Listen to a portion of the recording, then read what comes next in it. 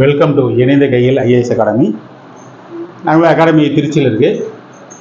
இப்போ மாஸ் நடத்தக்கூடிய நகராட்சி நிர்வாகம் பொண்ணு குடிநீர் வழங்காதுறை municipal administration and water supply department, சரிங்களா? அது அங்கே எக்ஸாம் ஜூன் 19-20 அந்த தேதியில் 20-30 அந்த தேதியில் நடக்க இருக்குது. அதில் வந்து நம்ம ட்ரிபிள்இ, மெக்கானிக்கல், சிவில், இசி இவங்களாம் வந்து அப்ளை பண்ணலாம். அது என்ன போஸ்ட்டுங்க? Technical assistant, work assistant, assistant engineer.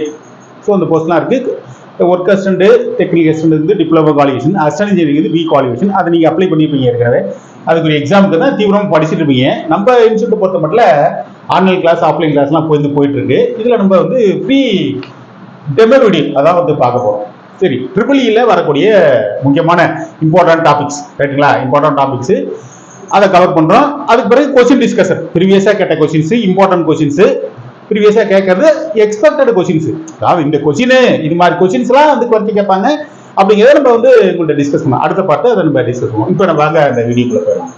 இதில் பார்க்க போகிறது பேசிக் டர்ம்ஸ் ஆஃப் எலக்ட்ரிசிட்டி. எலக்ட்ரிசிட்டி என்ன அப்படின்னா தெரியும், ட்ரிபிள்இ படிச்சல அதுவும் எலக்ட்ரிசிட்டினா கண்டிப்பாக வந்து தெரியும். அதில் பேசிக்கான டர்ம்ஸ் என்ன வருது அப்படின்னு இது ஆல்ரெடி ரொம்ப ரொம்ப பேசிக்காக உள்ள விஷயம் தான். இருந்தாலும் இதுலேயும் மிஸ்டேக் வந்துடக்கூடாது. ஏன்னா நம்ம ரொம்ப ஈஸியான கேள்வி நினைச்சிட்டு இருப்போம். யூனிட் ஆஃப் கரண்ட் கேட்டுருவாங்க. யூனிட் ஆஃப் கரண்ட் என்னடா இவ்வளவு முக்கிய கொஸ்டின் கேட்டிருக்கே அப்படின்னு சொல்லி ஆச்சரியப்படலாம் நம்ம. இருந்தாலும் அது மாதிரி கேள்விகள் கேட்கலாம். கடினமான கேள்வி இருக்கும், எளிமையான கேள்வி இருக்கும், சரிங்களா? யூனிட் ஆஃப் கரண்ட்னா அதுலயும் நம்ம டிசைட் பண்ணுவோம். நம்ம ஒருத்தர் ஃபோர்ஸ் எழுதிப்பாரு, 4 ஆப்ஷன் இருக்கு, கரண்ட், வோல்டேஜ், பவர், ரெசிஸ்டன்ஸ் அப்படின்னு இருக்குன்னா அதுல உட்காந்துட்டு டவுட் வந்துட்டு இருக்கும்.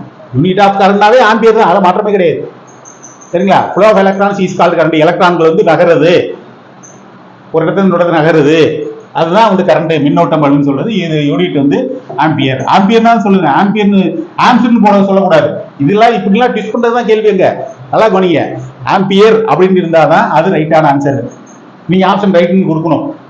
அதுக்கு என்ன பண்ணுவாங்க, இப்படியா சொதைப்புறதுக்கு ஆம்ஸ்னு கொடுத்துருப்பாங்க, அப்புறம் ஆம்ப்னு இருக்கும், வெறுமனை ஏன்னு மட்டும் இருக்கும்.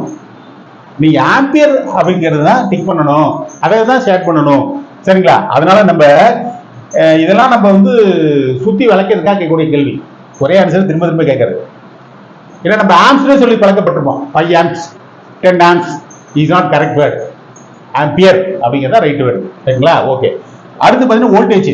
அந்த எலக்ட்ரான்கள் நகர்றதுக்கு ஒரு விசையை வந்து கொடுக்கணும். விசை கொடுத்தாதான் நகரும். அது இல்லைன்னா வெறுமனே அப்படியே ஐடியா இருக்கும். அதாவது நம்ம ஜெனரலா இதை பத்தி நம்ம உங்களுக்கு தெளிவாக சொல்லணும்னா, எந்த ஒரு விசையும், அதாவது எந்த ஒரு விசையும் செயல்பட்டால ஒழிய ஒரு பொருளானது ஒரு இடத்துல இருந்து இன்னொரு நகராது. இது ஜெனரலான கான்செப்ட். விசை செயல்பண்ணுங்க, செயல்பண்ண நகராது. அதை தான் இங்க சொல்றோம். நம்ம வோல்டேஜ், மின்னழுத்தம் சொல்றோம். இங்க வந்து மின்னோட்டம் சொன்னோம், இதோட யூனிட்டை பத்தி சொன்னோம். வோல்டேஜ் அதாவது மின்னழுத்தம். ஒரு விசை வேணும் அந்த எலக்ட்ரான் நகர்றதுக்கு, அந்த விசைக்கு பேர் வோல்டேஜ் அப்படின்னு பேரு. இதோட யூனிட் வோல்ட்ஸ், VOLTS, வோல்ட்ஸ். வெறுமனை வோல்ட் அப்படின்னு கொடுத்துருப்பாங்க, அல்லது வின்னு கொடுத்தா ஸ்மால் வின்னு கொடுத்துருக்கலாம், அது டபிள்யூன்னு கொடுத்துருப்பாங்க.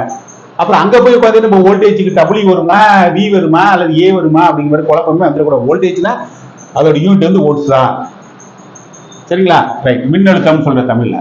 அடுத்து பார்த்தீங்கன்னா ஒர்க் டன், வேலை செய்யப்பட்ட வீதம். இந்த வேலை செய்யப்பட்ட வீதம், இந்த ஃபோர்ஸ், இதெல்லாம் ரிலேட்டடா வரக்கூடியது. ஃபோர்ஸ், ஒரு விசை, ஆக்சலரேஷன். விசை செயல்படாதான் முடுக்கம் இருக்கும். அங்க ஆக்சலரேஷன் முடுக்கம், சரிங்களா? அந்த விசை செயல்பட எப்படி முடுக்கம் இருக்கும்? இயக்கம், முடுக்கம். அதாவது ஆக்சலரேஷன் ரிலேட்டட் வித் மூவ்மெண்ட், நகர்றது, செயல்படுறது. ஸோ இது மாதிரி ரிலேட்டடா வரக்கூடிய டேர்ம்ஸ், சரிங்களா? ஒர்க் டன், வேலை செய்யப்படுகிறது. எப்படி வேலை செய்யப்படையும்? அங்கே விசையான செயல்படும் போது அதன் மூலியமாக வேலையானது செய்யப்படுகிறது, சரிங்களா? அடுத்து வந்து பவர். பவர் என்றால் ஆற்றல் அப்படின்னு சொல்லுவோம்.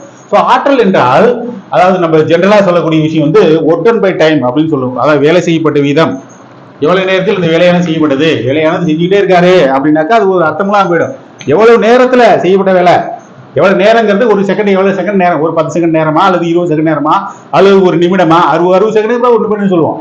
ஸோ அது மாதிரி நேரமா அப்படிங்கிறதா முக்கியங்க, சரிங்களா? வேலை செய்யப்பட்ட ஒர்க் டன் பை டைம், ஈஸினா ஈஸ் ஈக்குவல் டு பவர் அப்படின்னு சொல்லலாம். அது multiplication of voltage and current அப்படின்னு சொல்லலாம். இதோட யூனிட் வந்து வாட்ஸ், சரிங்களா? நம்மள ஏமாத்தாத கேட்பாங்க.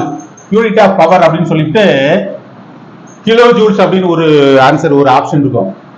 வாட்ஸ்ன்னு இருக்கும், கிலோ வாட்னு இருக்கும், கிலோ ஜூல்ஸ்ன்னு இருக்கும், நியூட்டன் அப்படின்லாம் இருக்கும். நம்மள டிஷ் பண்ணி கேட்பாங்க. நம்ம தெளிவா இருக்கணும், கிலோ வாட்னு பண்ணும். வாட்ஸ் கிலோவாட்னா கிலோவாட்டா தான் சூஸ் பண்ணணும் நம்ம. ஏன்னு கேட்டாக்க 1000 வாட்ஸ் வரைக்கும் 1000 வாட்ஸ்க்குள்ள இருந்துச்சுன்னா நீங்க வாட்ஸ் சொல்லலாம். 1000 வாட்ஸ் மேல இருக்கும்போது ஆட்டோவே கிலோவாட்னு சொல்லணும் நம்ம. சரிங்களா? 1011 அப்போ 1.1 சொல்லணும். 1.011. சரிங்களா? அது மாதிரி நம்ம கிலோ வாட்ஸ் தான் சூஸ் பண்ணணும். இந்த இடத்துல வாட்ஸ்னு சொல்லக்கூடாது. ஜூல்ஸ் கிடையாது, நியூட்டன் கிடையாது அப்படிங்கிற விஷயத்த தெளிவா இருக்கணும். சரிங்களா? அடுத்து வந்து எனர்ஜி. ஸோ எனர்ஜி அப்படின்னு சொல்லும் பொழுது how much amount of power is consumed a certain time, குறிப்பிட்ட நேரத்தில் வேலை செய்ய எவ்வளவு திறனானது செலவிடப்படுகிறது. ஸோ அதான் ஆற்றல் அப்படின்னு சொல்றோம். இதை வந்து திறன் அப்படின்னு சொல்றோம், இது ஆற்றல் அப்படின்னு சொல்றோம். ஸோ ஆற்றல் என்பது, ஸோ ஆற்றலை பத்தி சொன்னா நிறைய சொல்லிக்கிட்டே இருக்கேன். ஆறாவது நம்ம வந்து படிச்செல்லாம் ஞாபகத்துக்கு வரும். அதெல்லாம் ரிலேட்டடா தான் இருக்கு. One energy is converted to the another energy, nor energy can create or destroy. எந்த ஒரு ஆற்றலையும் ஆக்கவோ அழிக்கவோ முடியாது. ஒரு வகை ஆற்றலானது ஒரு வகை ஆற்றலாக மாற்றப்படும். ஆற்றல் மாற்றம் தாங்க. ஸோ அப்படிங்கும் பொழுது இந்த ஆற்றல் அப்படின்னு சொல்லும் பொழுது எவ்வளவு திறனானது எவ்வளவு நேரத்தில் செய்யப்படுது, செலவழிக்கப்பட்டது, செலவழிக்கப்பட்டது how much amount of power is consumed in a certain time, அது குறிப்பிட்ட நேரத்தில். அதுதான் யூனிட் அப்படின்னு சொல்றாங்க. ஒரு கிலோவாட் அவர். ஸோ ஒரு கிலோவாட் அவர் அப்படின்னு சொல்லும் பொழுது அது மின்சார வாரியத்தில் இப்படிதான் எனர்ஜியை வந்து கால்குலேட் பண்றாங்க. எனர்ஜி மீட்டர் சொல்றோம், கிலோவாட் அவர் தான் டெக்னிக்கல் இருக்கு. ஒரு கிலோவாட் எனர்ஜியானது ஒரு மணி நேரத்தில் ஒரு மணி நேரத்தில் நம்ம செலவிடப்பட முடியாது. Depends on the requirement of power, electrical power. So electric எவ்வளவு தேவை, நம்ம ஃபேன் தேவைன்னா தான் ஆன் பண்ணுவோம் சுவிட்சை, இல்லைனாக்கா அது அப்படியே ஐடியலா இருக்கும், ஆஃப்ல கம்ப் கண்டிஷன்ல இருக்கும். இரவு நேரத்தில் தான் வெளிச்சம் தேவைப்படும், பகல் நேரத்தில் தேவையில்லை, டியூப் லைட் வெளிச்சம் தேவையில்லை, அப்போ ஆஃப் கண்டிஷன்ல இருக்கும். அப்போ 6 மணிக்கு மேல நம்ம வந்து மிக்சி இது போன்ற வீட்டில் எலக்ட்ரிக் அப்ளைன்ஸை பயன்படுத்தும் பொழுது எல்லா எலக்ட்ரிக்ஸும் ஒரே நேரத்தில் பயன்படுத்தினாலும் 1 கிலோவாட் எனர்ஜி ஒரு ஹவர்ல செலவிடப்பட முடியாது. ஆகாது அந்த அளவுக்கு எலக்ட்ரிக் எனர்ஜி. இது depends upon the rating of the electrical appliances. சரிங்களா? இதை தான் ஒரு யூனிட் அப்படின்னு சொல்றாங்க. ஸோ ஒரு எனர்ஜி அப்படின்னு சொல்லும்போது ஒரு kilowatt hour, 1 kilowatt hour is equal to 1 unit என்று எலக்ட்ரிக்கல் எனர்ஜியாவது கால்குலேட் செய்யப்படுகிறது. சரிங்களா? இப்போ இதெல்லாம் வந்து பேசிக்கான டேர்ம்ஸ். நம்ம வந்து பேசிக்கான டேர்ம்ஸ் தான், இதுதான் நம்ம படிச்சிருக்கோம், இதை தவிர வேற என்ன இருக்கு அப்படின்லாம் நம்ம நினைச்சிட்டு இருப்போம். இருந்தாலும் அதுலயும் நம்ம மிஸ்டேக் பண்ணிடுவோம். அதுக்காக தான் நம்ம இதை சொல்றது. எனர்ஜி அப்படின்னா அந்த யூனிட் வந்து கிலோவாட் அவர் அப்படிங்கிறதா கரெக்ட். அவங்க அந்த ஆம்பியர் ஹவர்னு போட்டிருப்பாங்க. எனர்ஜி யூனிட் ஆம்பியர் அவர், வோல்ட் ஆம்பியர் அவர், அது மாதிரிலாம் சோதனை போடலாம். எனர்ஜினா அந்த யூனிட் வந்து கிலோவாட் அவர், பவர்னாக்க கிலோவாட்டு, வோல்டேஜ்னா வோல்ட், கரண்ட்னா ஆம்பியர். ஸோ அதனால அந்த இது மாதிரி எளிமையான கேள்விகளும் சில நேரத்தில் கேட்கலாம். கேட்டாலும் நம்ம வந்து சரியான ஆன்சர் பண்ணணும், அது ரொம்ப முக்கியமானது. சரிங்களா? அடுத்து பார்த்தோம் அப்படின்னாக்க ரெசிஸ்டன்ஸ். ஸோ ரெசிஸ்டன்ஸ் அப்படின்னு சொல்லும் பொழுது oppose flow of current, oppose the flow of current. ஒரு மின்னோட்டம் இருக்கு, அந்த மின்னோட்டமானது அந்த எலக்ட்ரான்கள் வந்து flow of electrons not current. எலக்ட்ரான்கள் வந்து நகர விடாம அப்போஸ் பண்றது. அப்போஸ் எதிர்ப்பு விசை. அந்த எலக்ட்ரான்கள் நகர்றதா மின்னோட்டம் சொன்னோம். அந்த மின்னோட்டம் நகர்ந்தா தான் மின்னோட்டம்னு சொல்ல முடியும். அந்த எலக்ட்ரான் நகர முடியாம அதை அப்போஸ் பண்றது. அப்போஸ் தி ஃப்ளோ ஆஃப் கரண்ட் அல்லது எலக்ட்ரான்ஸ், ரெண்டுமே சொன்னாலும் ஓகே தான். எலக்ட்ரான்களோட கரண்ட் அப்படின்னு கூட சொல்லலாம். மின்னோட்டத்தை எதிர்ப்பு விசை. சரியா? எலக்ட்ரான் நகர்ந்தாலே மின்னோட்டம் இருக்கும். இதோட யூனிட் அப்படின்னு பாத்தீங்கன்னா ஓம்ஸ், ஓஹெச்எம். சரியா? ஓஹெச்எம், ஓம். அடுத்து கெப்பாசிட்டர், கெப்பாசிட்டன்ஸ், கெப்பாசிட்டர் அப்படின்னு சொல்லும்போது இது எலக்ட்ரிக்கல் எனர்ஜி ஸ்டோரேஜ் டிவைஸ். இது எல்லாமே டிசி சர்க்யூட். நம்ம இதை பார்த்தது எல்லாமே டிசி சர்க்யூட்ல வரக்கூடியது. கெப்பாசிட்டர் அப்படிங்கும்போது மின்தேக்கி அப்படின்னு தமிழ்ல சொல்லுது எனர்ஜி ஸ்டோரேஜிங் டிவைஸ்.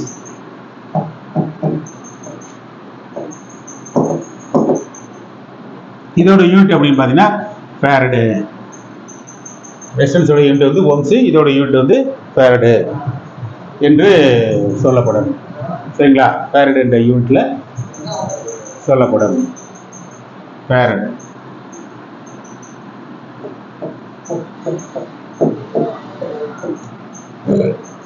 இது ஓம்ஸ் என்று சொல்லப்படும்.